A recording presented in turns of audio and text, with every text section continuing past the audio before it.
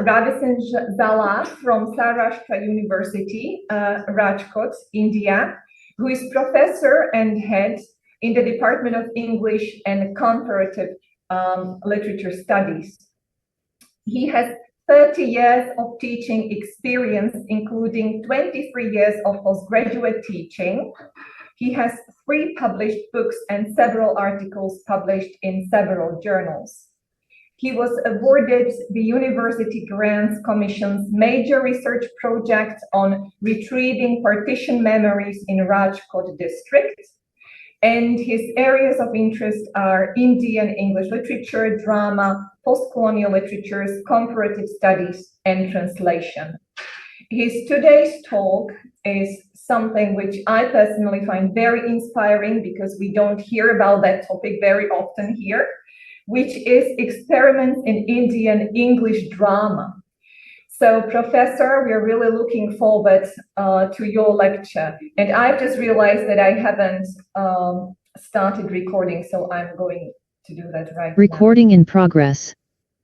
So, Professor, you're very welcome to start your talk. Professor Maria, colleagues there, and my dear colleagues who are present here, as well as the students on both ends. Very good morning to all of you. As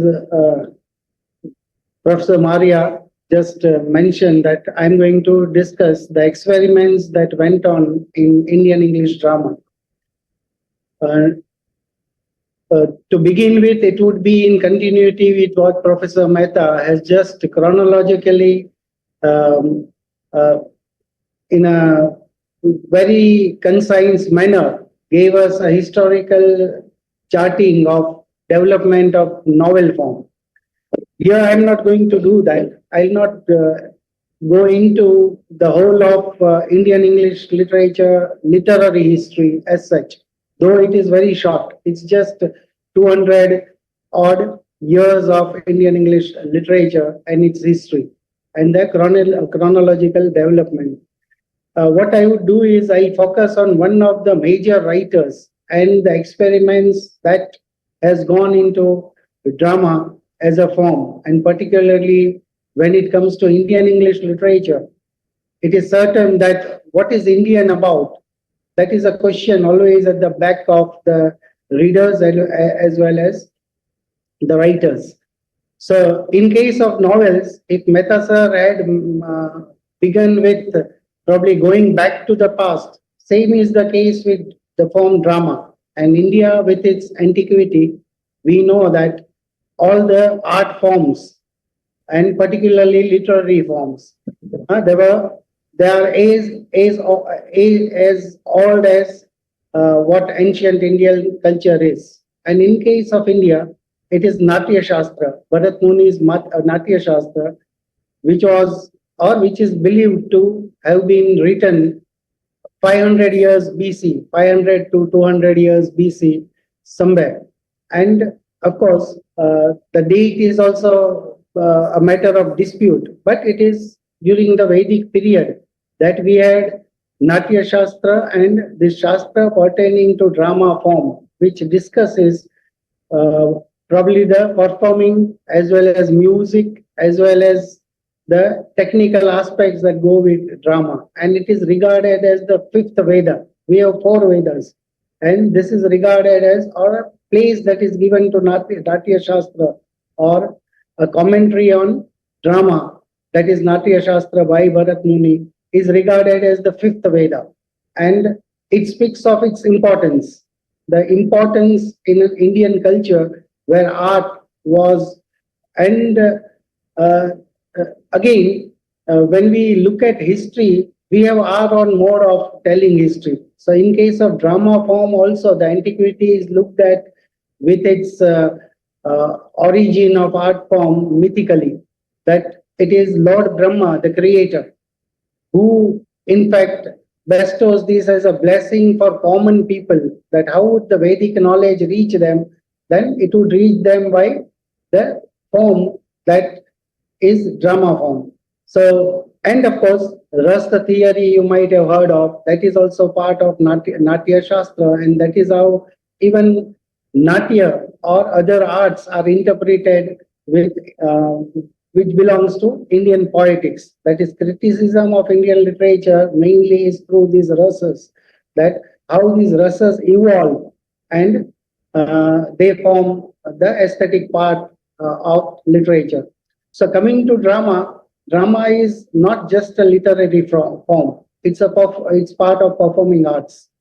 And that is why it is more complex to speak about drama rather than other literary forms which have evolved and we have its history. So the oldest of the forms, say music, poetry, and then comes drama. So generally in the West, it is a Greek drama. That is what is the antiquity there. In India, we have the classical Sanskrit literature where the recorded works of Kalidas, Ban Bhat are available, and they have been translated quite before in the colonial period, just because of it being Indian drama and the exposure to Indian drama was initially through these translations in the 17th, 18th century. Coming down to Indian English literature, I just take 5 minutes in order to differentiate between Indian literature and Indian English literature. In your case, because the second lecture we had in the series from your end, we had a talk on translation. So Slovak literature in translation means translation from one language. So culturally, probably it is monolingual culture, but here in India, what we have is many languages. And to take account of official languages, wherein English is one of the officiated languages in India post-independence. So that also becomes part of Indian languages. And when we say Indian literature, it is literature written in all Indian languages. And be it, even if not official languages, then too, where the languages are just spoken languages, they are part of Indian languages. For example, there are many tribal literary works which are available today, transcribed and available in many other Indian languages. So this is Indian languages, and when we say Indian English languages, then it has a very short story, and but naturally, as Professor Mehta must have drawn your attention, that it is all through 19th and 20th century that we look at that how the Western forms particularly were experimented with, or the Indian minds, creative minds, try to grapple with the Western forms.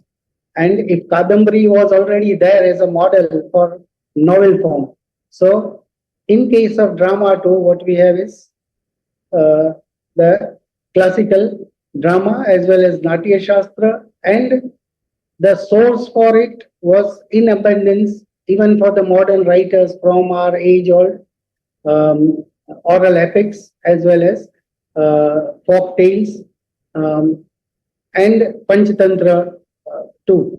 So this is how it is a very long tradition. India has a very long tradition of literature, and the sources that were available to Indian English writers. And every writer, be it any form, they tried to incorporate what was Indian and in keeping with the tradition. The early history, if you look at in the 19th century, then the major writers from Michael Madhusudan, that two pre-independence writer who major, you might know the names as Rabindranath Tagore and Sri Aurobindo. They also attempted it, and to a large extent, but the plays were modeled on the Western models. At times there were subtitles as, say, in the line of Shakespearean plays. So it was very clear that it was highly influenced by the Western model of drama. Now, here comes the question that post-independence, which we regard as in case of all the literary forms as modern period in Indian English literature, that is post-1950s, we have modern Indian English literature. Therein we have Ezekiel II, who two attempted at drama form, but he is more known as a poet rather than a dramatist. And again, because of the irony, subtle satire that comes for, which is in the Western mode. So today I'm going to discuss Girish Karnad, one of the major Indian English writers and dramatist, and a few of his plays in order to put forward that what experiments went on in writing plays by the playwrights and particularly Girish Karnad. There is a problem when it comes to drama and then when we speak of Indianizing it. So a few conventions that we go with the Western plays is that with the modern stage, it is a closed stage, 3 walls and 1 wall, which is supposed to be a wall, and there is audience and there is a distance between audience and the stage or the actors. So that's a modern setup or modern stage. In Indian tradition, and particularly with the different regions, we had different folk dramas. And these were performances in open, and it had an oval or around a stage where audience surrounded the stage, or was a circular, or there was no one side that was a wall for the audience. As well as in Natya Shastra, as well as Indian narrative tradition and the folk tradition, what we have is that every play is introduced initially. So audience is very well aware of the story that is the source of the play and probably even the problems of the play. So that was introduced by Praveshan. And this is how every Indian play, even within folk, used to have now in the written form what we call a preface to the plays. But that used to be part of the play. So Girish Karnad, what he does, and his major plays that I'm going to discuss are Tughlaq, Haivadan, and Nagamandal. And of course, his first play, Yayati, also based on the myth of Yayati from Mahabharata, the oral epic, Indian oral epic. And all these 4 plays that I have just mentioned, Yayati, Haivadan, Tughlaq, and Nagamandal, they are based on history or myth or folk. So, and how does Girish Karnad incorporate this? Because he was well versed with the modern and the postmodern aspects or developments in the Western world or drama, and particularly the epic theatre and the influence of epic theatre on probably his writing also. But mainly what he engaged himself was his childhood experience of watching the folk, and he incorporated this so well on modern stage that this finished well worked out and complete plays that are classics, regarded as classics, are Haivadan and Nagamandal. Yes, the way in which they are structured, the sources, as well as what we call the conventions that he adopts in case of modern plays are worth taking note of, or that might add to our understanding of how different cultures can actually contribute to the form or have contributed to Western drama, which we call modern or postmodern. When we say postmodern, then Girish Karnad's plays are also regarded as meta drama. That is, it speaks of the very aspect of experiment, that is writing of the play. So play within, not play within the play, but it speaks of the very making of a drama or behind the scenes. But that becomes part of the play. I'll just give you an example to begin with. The 2 major plays, and that is Nagamandal and Haivadan. Maybe it would have been better if we had slides, because my pronouncing and the names particularly with the writers as well as the titles of the play might be problematic, but Hayavadan, that's how it is pronounced, and Hay is the face. So Hay is the horse and Vadan is face. So the face of a horse. That's how probably you might be able to connect or remember this particular title, that is Haya Vadan. And Nagamandal, Naga is for cobra or snake, and Mandal, that is the circle of the snake. And Mandal also is suggestive of structure and how well Girish Karnad had structured it. So both the plays begin with a preface or what we call, that is part of the play. And in Haivadan, what we have is, as age-old tradition, Natraj is the deity for, even in Natya Shastra, you have Natraj as the deity for Natya or drama. And here in Haivadan, what you have is the deity Ganesh or God, Lord Ganesh, who is worshipped, or there is a eulogy or prayer to Lord Ganesh before the play starts. Now, this is in keeping with the major theme of the play, Haivadan. And you have three different stratas in which the same theme is very well woven or connected, interconnected.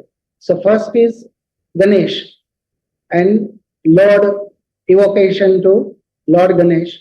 And then when you have in the title Hayavadan, that is a celestial being, half horse and half man. And the story of Hayavadan. And then the main play, you proceed to the main play after really submerging in the main theme. And the main theme of Hayavadan is incompleteness. That is how you cannot expect perfection in this world. And incompleteness in part of Lord Ganesh is that he's a elephant-headed god. His body is human and the head is of the elephant with a trunk, tusk, and that too one tusk that is broken. So in all forms you can see deformity, and then too he is worshipped as the god auspicious before every auspicious occasion. That's Ganesha, and he is the deity who is on stage and being worshipped by the actors. And then comes Haivadan, a celestial being in between. That is, he doesn't belong to, as you might connect it with the gods or the world, but in between. And story cycles, you have the curse and the blessings. Here he is cursed to be born with the head of the horse, because in the past life the mother had conceived Haivadan through a horse because of her infection towards a beautiful horse. And that's how he also is attempting at perfection.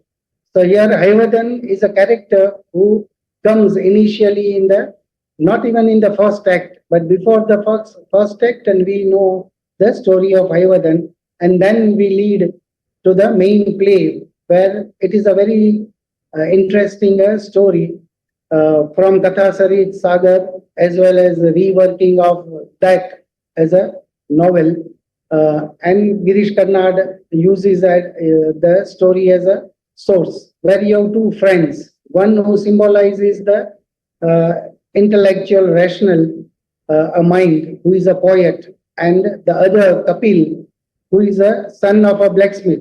So physically fit and probably a perfect body he has. So intellectual and the physical. And the aspiration of the heroine here is that she is infatuated after marrying the poet. She is drawn towards the body of Kapil, that is the friend of the husband.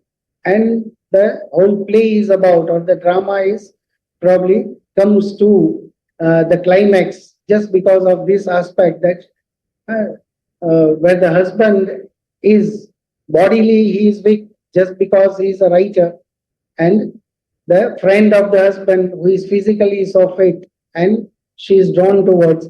So an aspect of probably going for a perfection.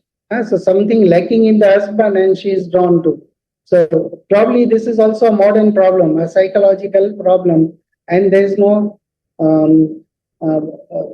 direct answers to what to give prominence. But yes, the theme is incompleteness, and so Bernard draws from the celestial to the contemporary and views the theme of incompleteness in Hayavadan. So that's what he has been able to probably incorporate or experiment with the modern stage. And in doing so, probably the connection with the audience will draw your attention or will be interesting to study. That now and again the audience is directly addressed, and their involvement also you can see, just as you might have seen in some experiments with in case of epic theater. And so that line between the audience and the stage or the actors merges. Where it was a dark out, now the audience also take part. And the next is Nagamandal. Very beautifully and done a play based on two stories that the writer had heard from A.K. Ramanujan. And Ramanujan, who is known for collection of Indian folk stories. So from that, or one story that he had personally heard from A.K. Ramanujan, he incorporates this stories. It is fantastic a play. So a modern play where you have the fantasy, and fantasy you can think of that how to stage a character who is Nag or who is Cobra, and it is subtitled as a story of Cobra. Nagamandal, subtitled as story of a Cobra. And this particular play, what you have is that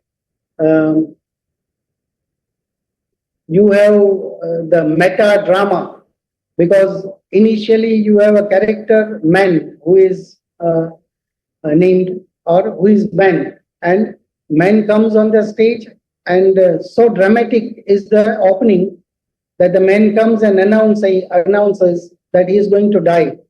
So in the very beginning, the very first dialogue, the character announces that he is going to die today. And why is he going to die? And the reason, as we read on, and very comically, that he has been a dramatist, and there is a curse befall on this dramatist or playwright, and the curse is that he has to stay awake for a whole month, and in order to stay alive. And why the curse? Because he is bored, and many in the audience have fallen asleep while watching his plays.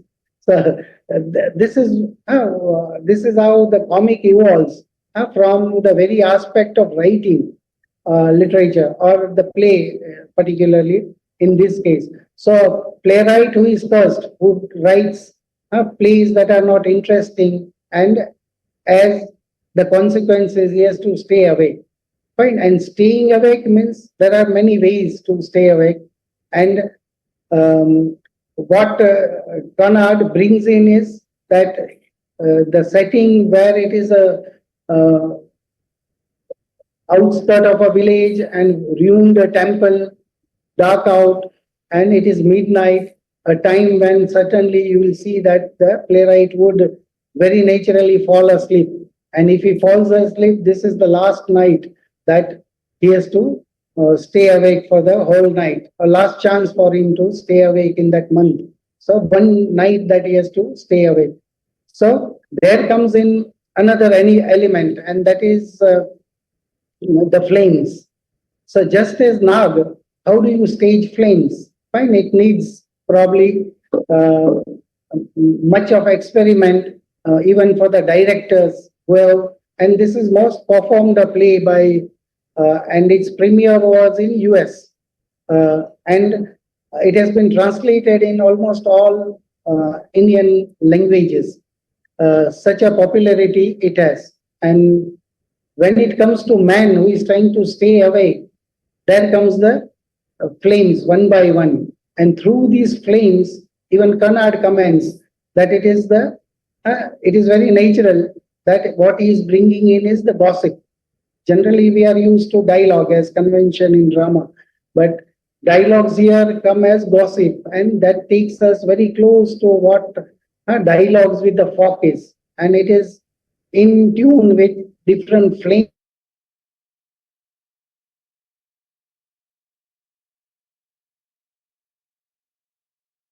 told to Bernard.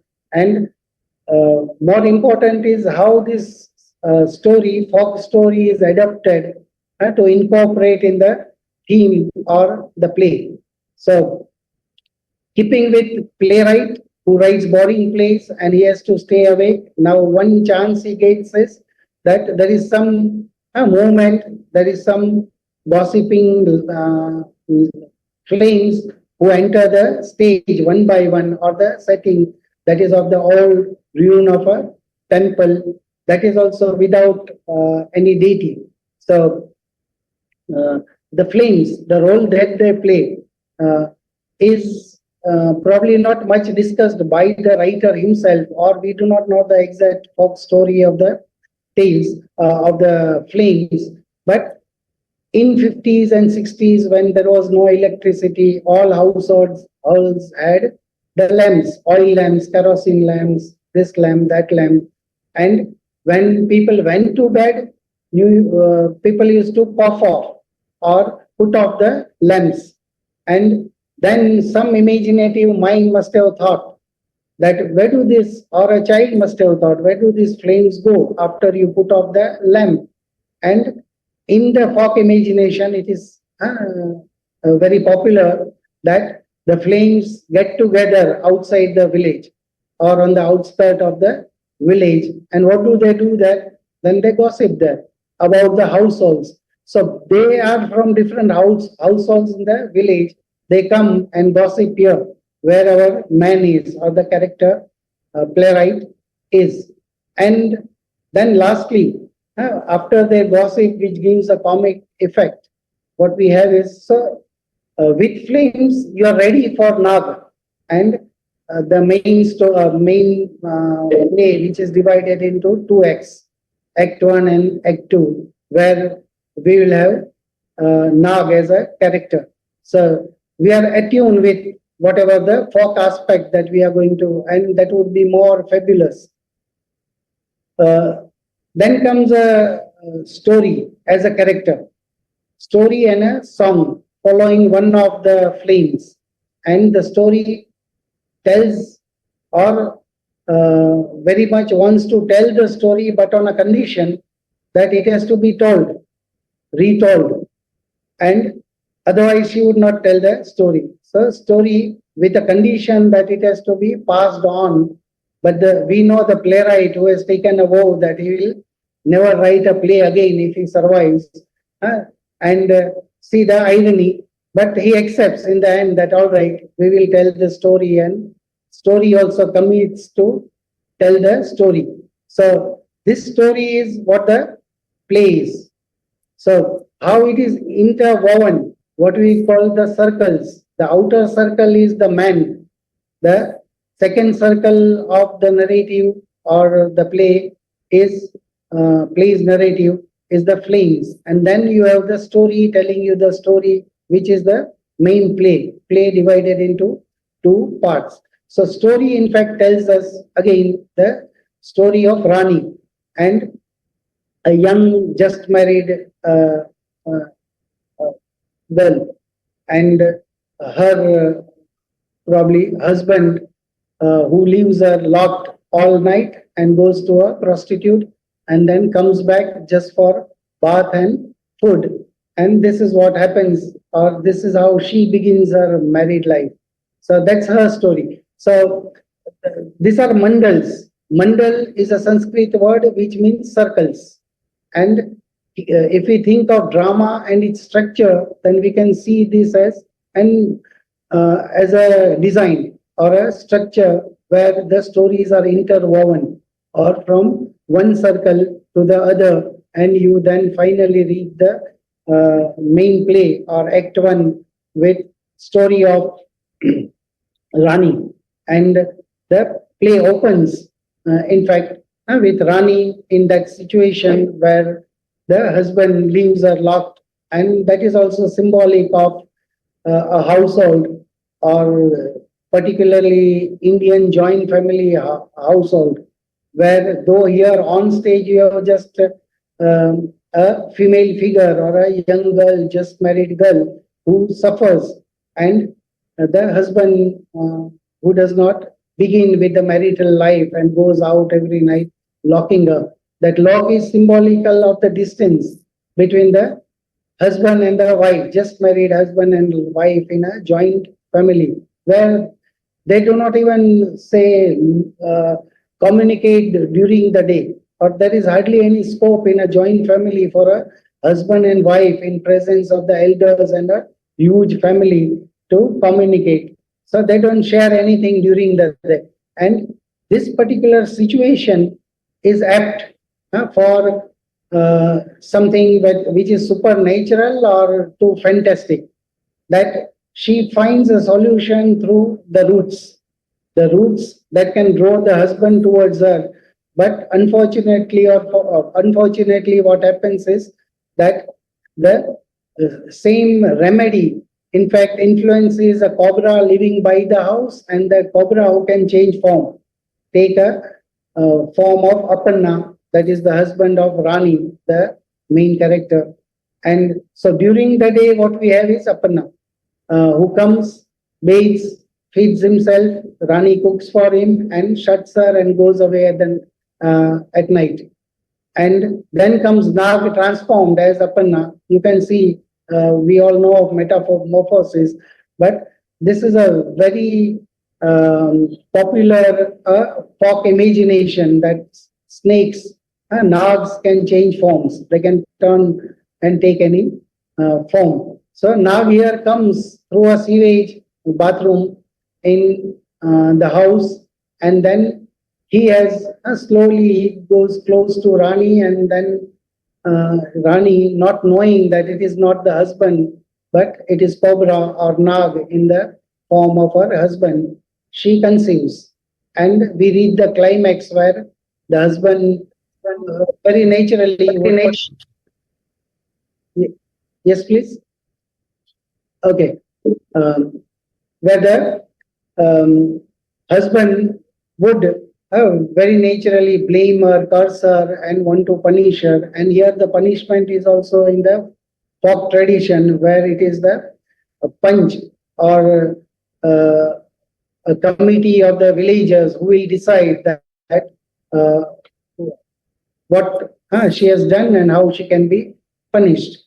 So this is what the play is. So all over, if we see, then how much of folk element all through, right from the beginning to the end, and it is the playwright who is always present on the stage, because they are listening to the story telling us the story. The second narrator is also on the stage, and the flames are also witness to whatever is being staged or whatever is being performed by the actors, that is Act 1 and Act 2. So this is how meta drama it is, and this is how the very narrative techniques that are employed, which are so evident even in the fictional forms, where you have inbuilt narrator. For example, in novels, the simplest way in which this technique is adopted is by R.K. Narayan through his character Talkative Man. Or again, more say complex texts like H. Hatter or Salman Rushdie's Midnight Children, which have inbuilt characters, or the same narrative technique is employed where you have narration within narration, and here on stage you have the audience as part of the stage. So this is how Nagmandal as well as Hayavadhan probably employ myth as well as folk, and myth to an extent from Ganesh to the celestial characters like Hayavadhan, and then the common friends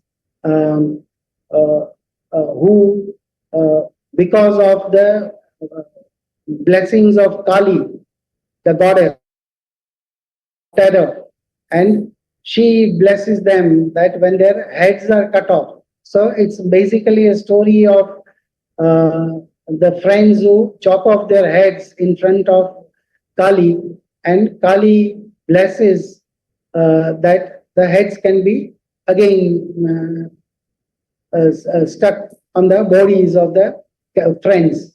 But it happens that there is exchange of heads, and so the play brings in one more aspect that is makes it more complex.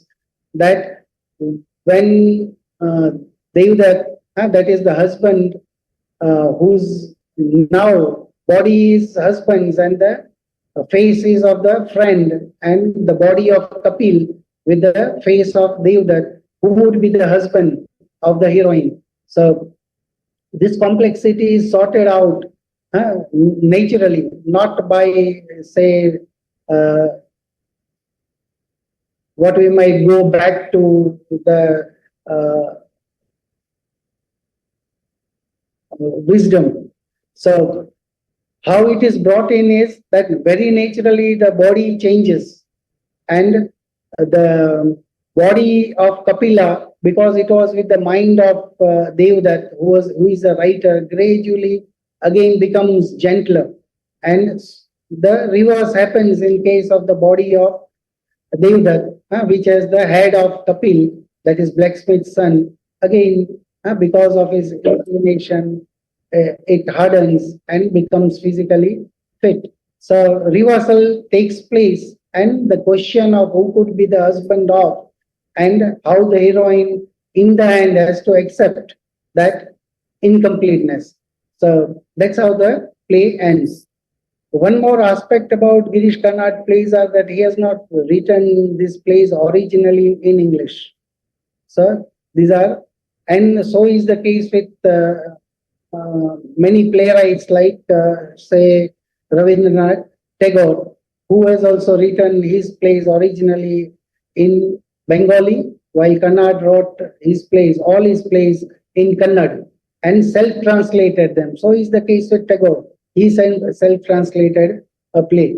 In between, just because I have mentioned Tagore and Kannada, we can think of that how the earlier playwrights could not bring in the Indian aspect as is done by the modern or later playwrights, is that Kannada, who is known for many controversies that he had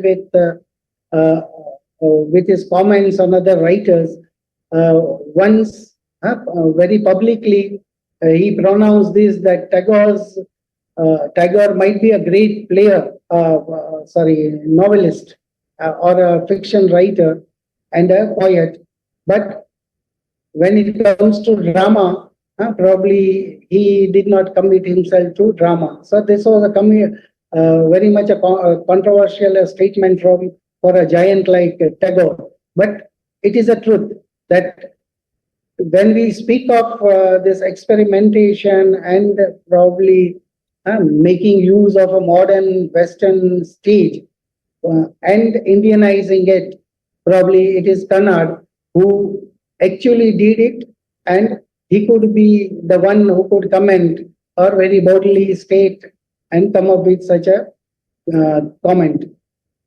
Kannada is many or multifaceted personality. He was playwright along with being a director, actors on stage as well as in films. He also was anchor to many documentaries. He gave his voice to many documentaries, and particularly we know of Wings of Fire, Abdul Kalam, where he gave his voice. So his contribution and the awards and the popularity that Karnad has, and many faceted personality that he was. Along with that, he was an activist, and that's why probably many controversies are ideological leaning, and he is incorporating this folk and modernizing Indian drama, as well as not just modern play, but we speak of his plays in 60s and 70s, where he contributed the most, is to speak of it as postmodern plays. And one aspect is this meta drama that he gave. So the first play, this would be interesting for us to know that Yayati, which was written quite early in 60s, but he kept on revising, or he never ever translated it for long. For 30 years, he never translated it. And with a lot of revisions, whatever the play we have today, Yayati, it's a play based on Yayati, that is myth of Yayati from Mahabharata. We do not have much time to go into the myth, but surely those interested can. It's very interesting myth. Now, how Girish Karnad ideologically brought in what we call some things that he wanted to highlight or he wanted to comment on, and particularly folk, when he says that it just sets you upside down. In case of myths and Yayati's myth, what he draws from that particular myth is the Varna, or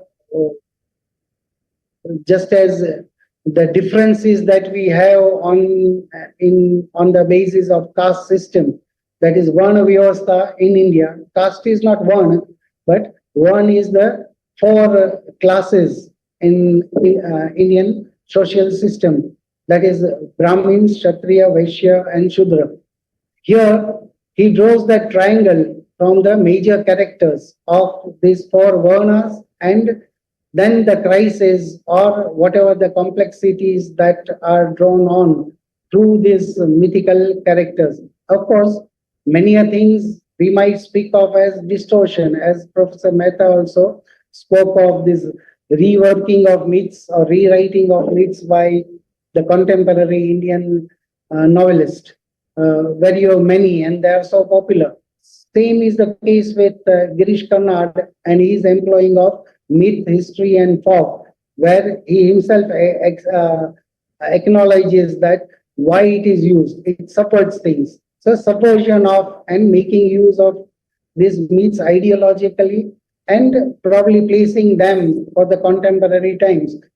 Say, for example, Tughlaq, play based on the history. There also we know that how it is Nehruvian reign that he could probably directly relate to through the rule of a very dreamy Mughal ruler Tughlaq, and connecting with the contemporary times. So is the case with myths.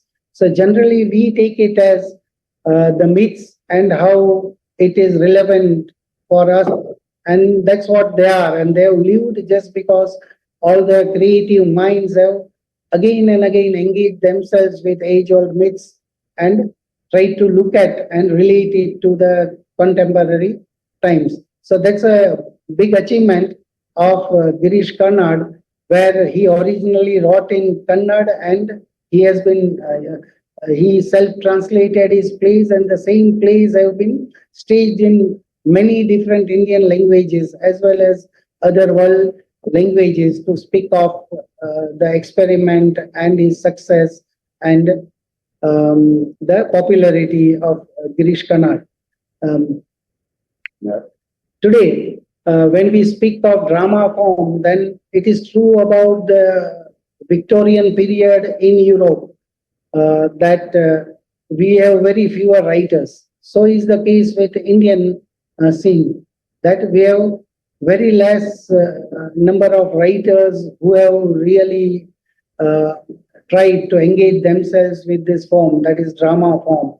So there hardly are names in the contemporary writing where you have dramatists actually attempting at drama, because ours can be, just as the Victorian period was known for age of fiction or novels, similarly, in case of India or Indian English literature, we have been quite fertile, or more and more writers attempted at the fiction form rather than drama, because drama and its development again, worldwide we know that there hardly are few writers whom, in case of English writers, after Pinter, we do not know major writers who have really contributed to the form, and even the postmodern. So we stop at that.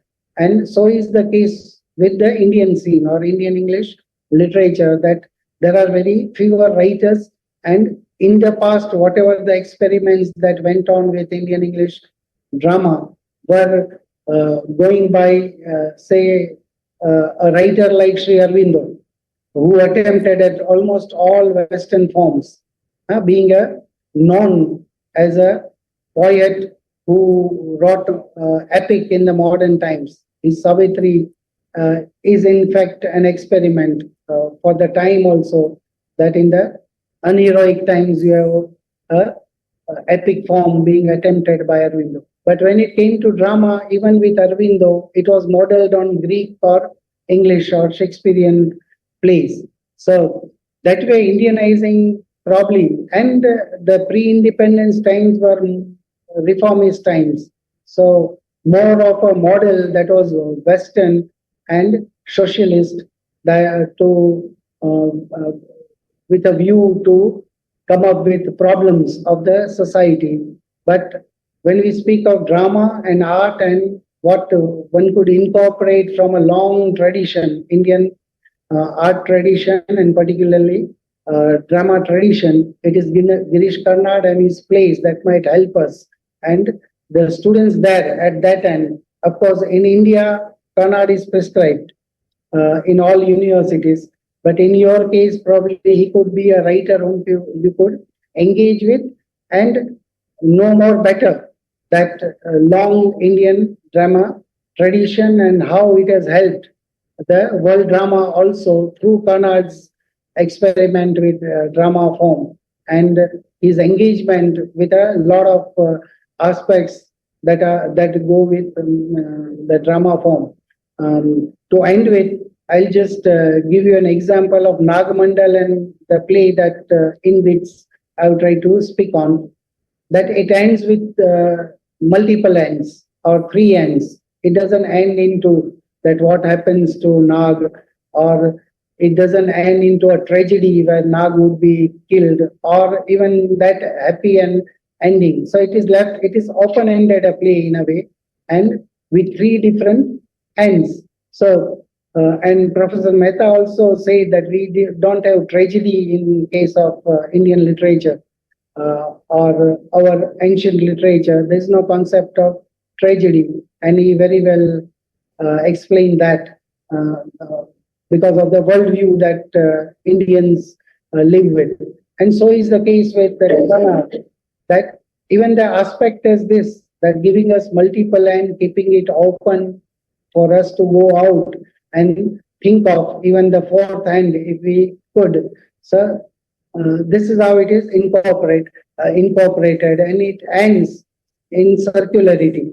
That is where it began. It began with man who says that I'll die, and it ends with the man and the flames and the story on stage, and how what happens to man when he would exist, whether he would survive or not.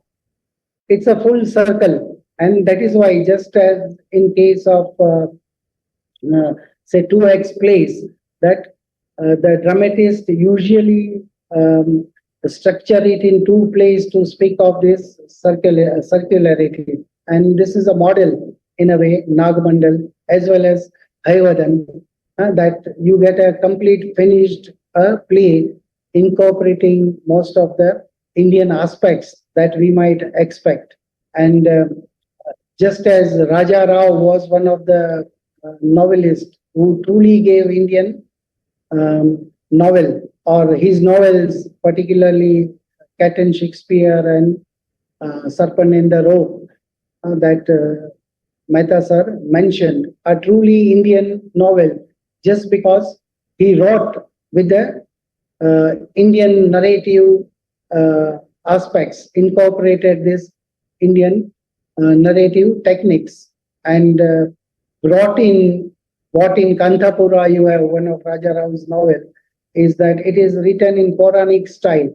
So is the case with this drama form, which are staged, or the modern stage which adopts some conventions that are typically or that go with Indian drama convention. And the pravesha, or one who introduces the play, is what is so common in case of the folk, as well as because it is popularly known and staged and restaged again and again in case of folk plays that are as yet probably as popular in India.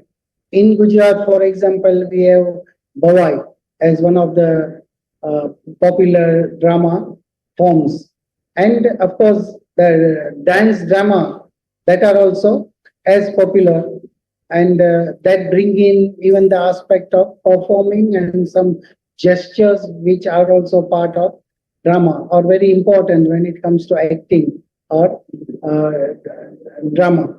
So this is how we can see that in case of Girish Karnad and his plays, and I'm not mentioning other plays of him. It would have been better, I repeat, that I had some slides to show you and the names before you, because most of the names are typically Indian names like Nagamandal, or titles like Nagamandal or Ayvadan. But yes, Dance in the Rain, Wedding Album, these are the few plays that form the corpus of modern plays and contemporary society.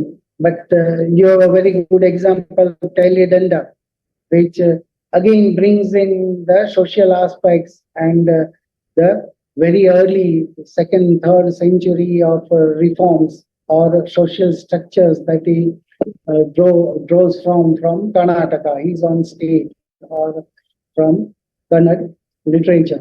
So I hope that when I have not dwelt into the names and the chronology of playwrights right from the emergence of drama in from 1830s onward to the contemporary times, I will just try to speak of a few aspects done by a major writer and the his few works, that how he has incorporated Indian dramatic tradition on the modern stage.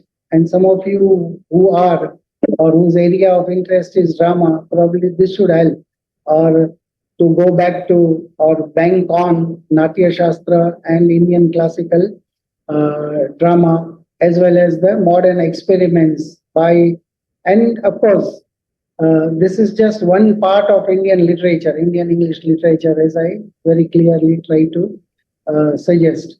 So the same experiments have gone with other Indian English languages. Say in our case, it is Gujarati. So we have a very good, probably, experimentation with the drama form, even today, with the modern drama as we call it, just as is the case with Indian English drama in Gujarati. So is the case with Marathi. Marathi and Bengali, they have a very good folk tradition as well as the drama tradition that is even in the colonial as well as post-colonial period, that Bengali and Marathi plays. They have their own history and probably they are on forefront, and the plays are staged all over India and have been translated also, to name a few, like Vijay Tendulkar and the playwrights who are available in other Indian languages, staged also. And Girish Karnad plays, probably once you read it in English, you'll be tempted to translate it in any other Indian English languages, because Indian languages are so close. And that is how the effect that you have in Indian language would be probably more seen in case of translation into English from any Indian English languages. But yes, when the writer himself has self-translated his own plays, and when play is not just for reading, it is more for the performance. It is incorporated as Indian English, uh, body of Indian English literature, or Kannada also probably incorporated as part of Indian English writing. Otherwise, there has been questions, particularly with Tagore. Most of his novels are also self-translated, or others have translated a few. And most of literary historians do not account him as a major writer in Indian English. But in case of Kannada, it's altogether, because it is a script. And every time a writer scripts a play, and probably he's on play, it is anew, or it is as good as original, rather than calling it anew. It is original, and that's how translating a play is something different. And with the variety that we have in India, and the variety of, say, cultures that are with different linguistic borders, as well as culturally the variety you see all over India, what you see is that it has a potential to contribute through its own folk tradition. And Kannada did it with probably A.K. Ramanujan beside him, as well as the tradition that Kannada literature had. And in the times to come, probably we can see it as a rich space to locate and translate more and more of Indian dramas written in different languages. And there are playwrights who can, or contemporary playwrights in different Indian languages who can self-translate or can get translated and add to the body of Indian English drama and Indian English literature as a whole. So I hope that whatever in bits I had to speak of, and particularly engaging myself with Kannada and two of his plays, 2 or 3 of his plays that I could go in little detail, would be the text for the students to engage with, and probably have little depth or foregrounding of Indian English drama. Yes, please. Professor. Thank you. Thank you, Professor, for your very, very interesting lecture. I'm sure that we have some questions. Students in the classroom have some. So please, can you come in front and ask directly? And in the meantime, those of you who are online, feel free either to type your question in the chat, or you can raise your hand and ask directly. So, are there any unique features or characteristics that are specific only to Indian and English drama? Because each drama has different characteristics. It depends on their culture and where they live and these specific things. So, if there are like any specific features or unique features.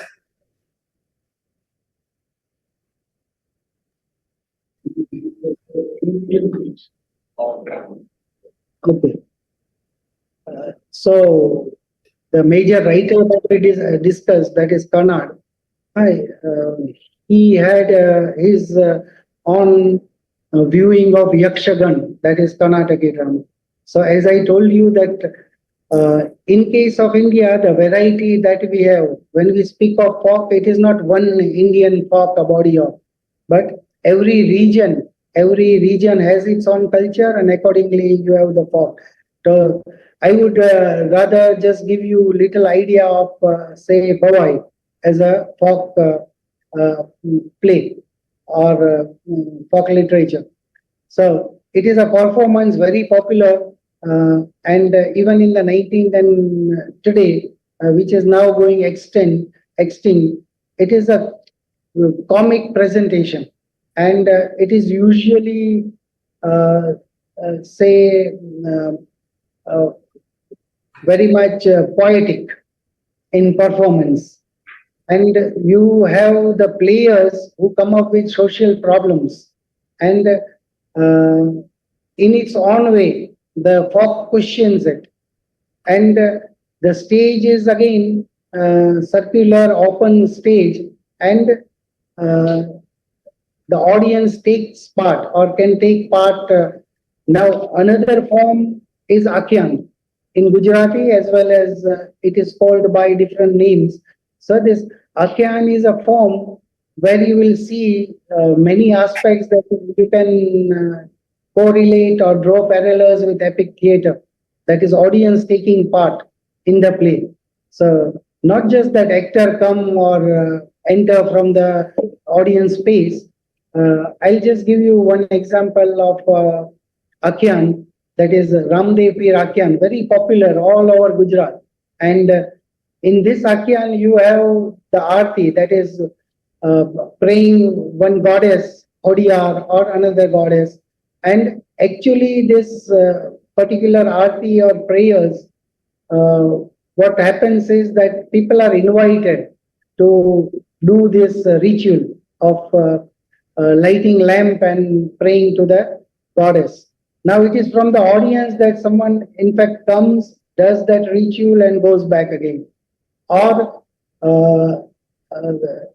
there is so much of improvisation that every act, there's such a freedom with the actors that they improvise, and every time the performance, which everyone, which is so known a story of a legendary figure or some deity. Here Ramdev Pir Akhyan, Ramdev Pir is a deity and very popular, but his life is performed again and again, staged again and again. And it is on the basis of this experiment that every actor also has a free hand to incorporate the dialogues, change the dialogues, or probably add it to every performance. So that's very common in case of folk with all over India.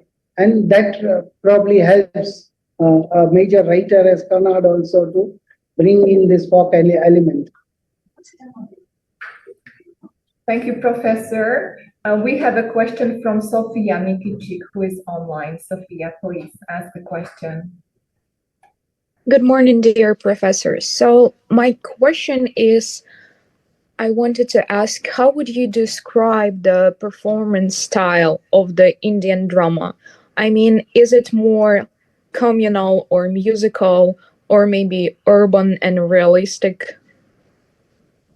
So when it comes to modern stage and adopting whatever folk and all, so very naturally, along with say this introducer, you have songs, you have ample of music, you have ample of supernatural aspects. So to incorporate all that, and of course the poetic aspect that go in the dialogues. So that's what you will find prominent in the staging. Otherwise, of course, whatever the demands of the modern stage is, you would have the actors and the dialogues as conventionally employed. But Haivadan, for example, also has the mask, the chorus, that is group songs, which we know through Greek drama, because in Greek drama also you have mask and chorus. But in Indian tradition also, and particularly when it comes to dance drama, you have big masks, which are symbolic of deities. So as that is mask, head, which are as huge as the body. So this is not directly imitating or incorporating the Greek aspect of using mask and chorus, but it is age-old tradition with performing arts in India, and that's how you have Haivadan or you have Ganesh, the elephant-headed god or celestial horse-headed being, which is there as part of the performance. So this is largely what goes into connecting with the Indian drama tradition. I hope. Okay, thank you. Thank you. Thank you, Professor, for your answer. We have another question here. All right, so hello. I have a question about Karnat, and it's about his childhood. And it's if he was interested in going down this path even as a child, and if his parents supported his dream of becoming a playwright or a writer. And that's my question. No. Please, can you please repeat? Please. Can you repeat louder? Yes. All right. So it's about my question is about Karnat, and it's about his childhood. If his parents supported his dream of becoming a playwright, and if he was interested in going down this path even as a child.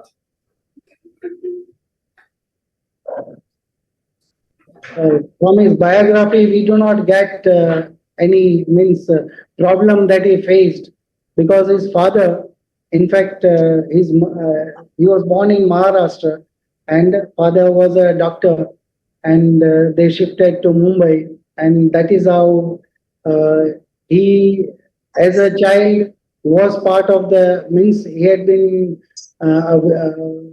there as an audience with the folk, and then he was introduced to the modern Marathi plays as well as English plays in Mumbai. And being a child of a mother, the mother worked as a ayah with a disabled wife of the father. And this is how they married also. And there were problems with the marriage of the father, but there never was a problem with a writer, that is Kannad, who probably wanted to professionally or full-time be a writer. So there's no such issue when we go to the biography of the writer. That is the case in case of many writers, like say Ezekiel, the modern poet. He is very much conscious of going poet, and he has to state that this is what I will do. And confirmed it is that he will live as a poet. So in whatever poverty, but that's not the case with Kannad.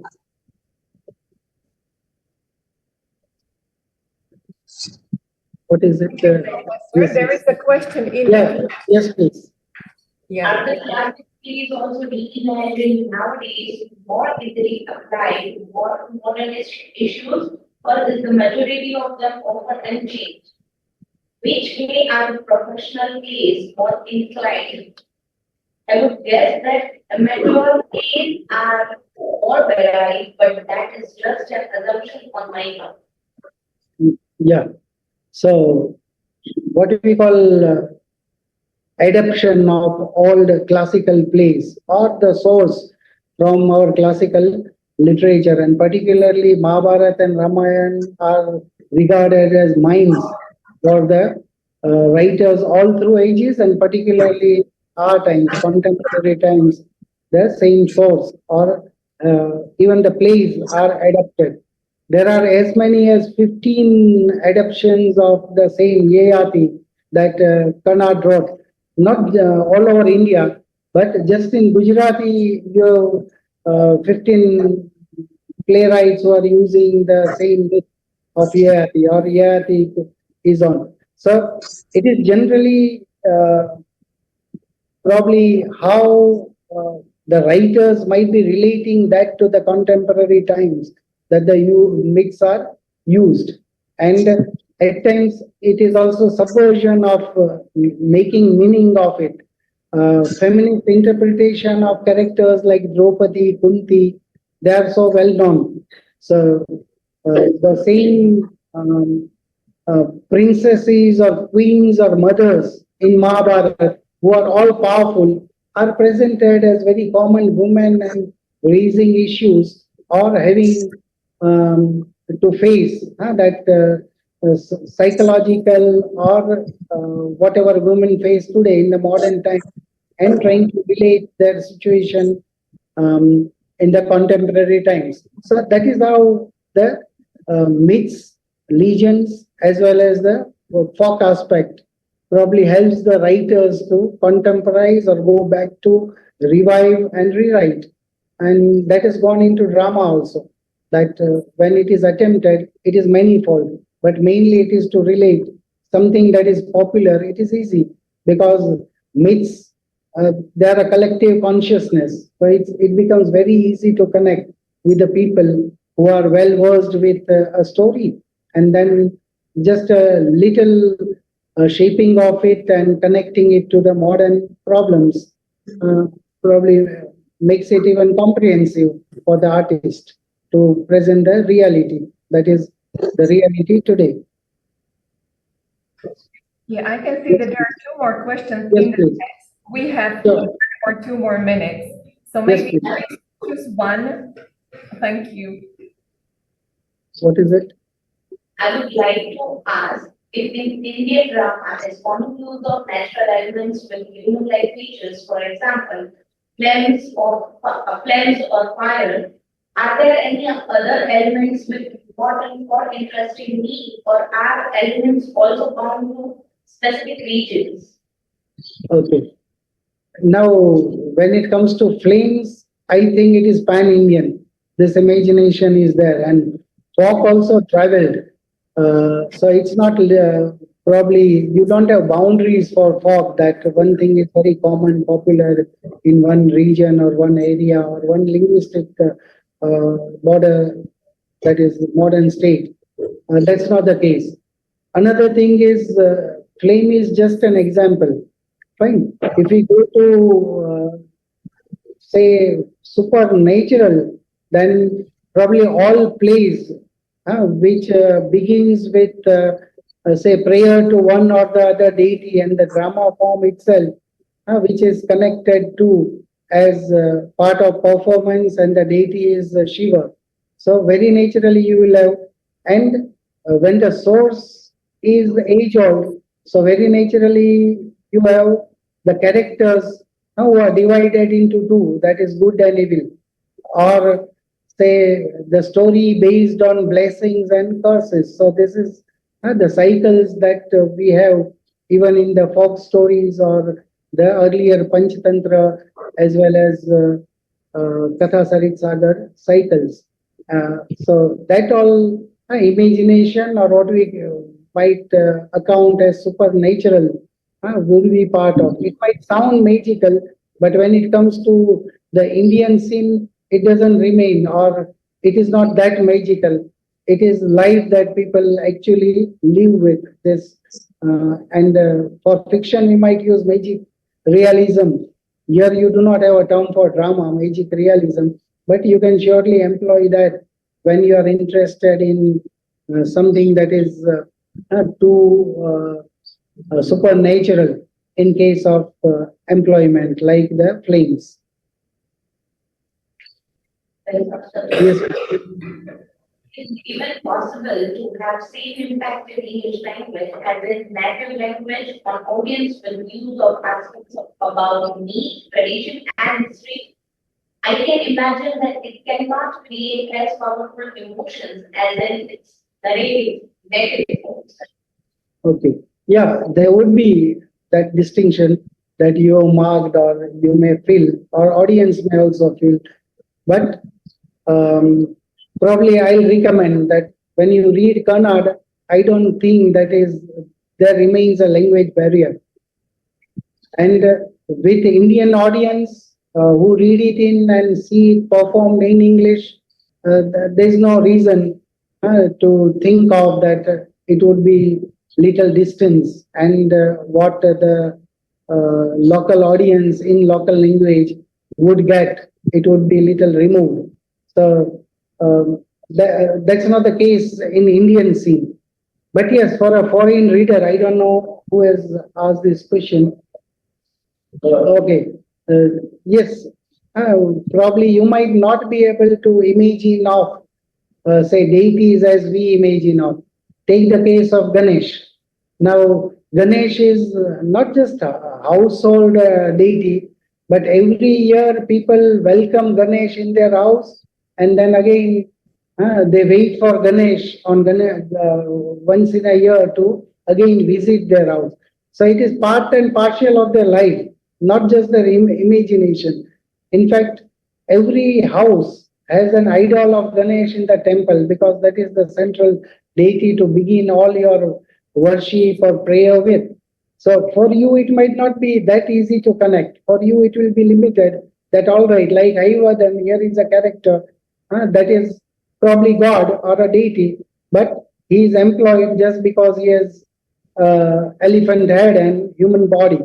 So that would be too simplistic to look at Ganesh and how he comes as part of this evocation in a play.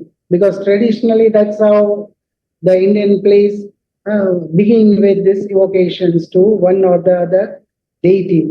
So, yes, in English, however well the artist might have brought in these elements and particularly mythical and folk elements, certainly it would be little difficult or not the same as Indian reader, Indian viewer would enjoy it.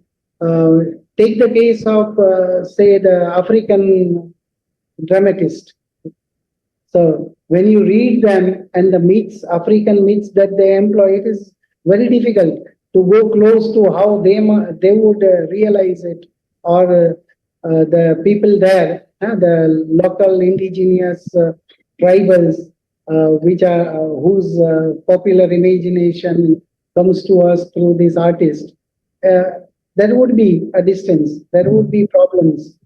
So that remains. But yes, you would see that this is why we call it experiment. And this is how it reaches, this popular imagination in one culture reaches the other audience for whom it is altogether magical. I hope that's the only way we can think of the language barrier. Of course, the same play Nagmandal, as English teacher, when I read it, probably those who read it in original might feel it more closer. It is very natural. When I used to teach Nagmandal, I was in fact not prompted, I felt that it should go in Gujarati. So I translated into Gujarati, Nagmandal, not the whole of it, but at least part of it to feel that how it reads. Because Indian languages are so close, the usage is idioms, the popular imagination that goes into describing dialogues. So that would come close to what the writer originally wrote in his own mother tongue. And when it comes to Gujarati, so even as Indian reading in English, I felt I was provoked to translate in Gujarati. So this always would be. Professor, thank you. I do apologize, but we will have to finish because there is another class in this room after 11. So as you can see, your talk provoked quite a few questions. So it means that it's very promising. We will meet you again to give us such an insightful talk. So once again, I would like to thank to all of you who attended the lecture, and first of all to the professor who presented it so very well. And I do hope to see many of you tomorrow also. We have a lecture at 9:30 of CET, and the presenter will be Professor Sanjay Mukherjee. So once again, greetings to Saurashtra University. We're staying in touch. All the best to you from Slovakia. Thank you, madam. Thanks all the students as well as the colleagues. Thank you all. Thank you, Professor. Goodbye.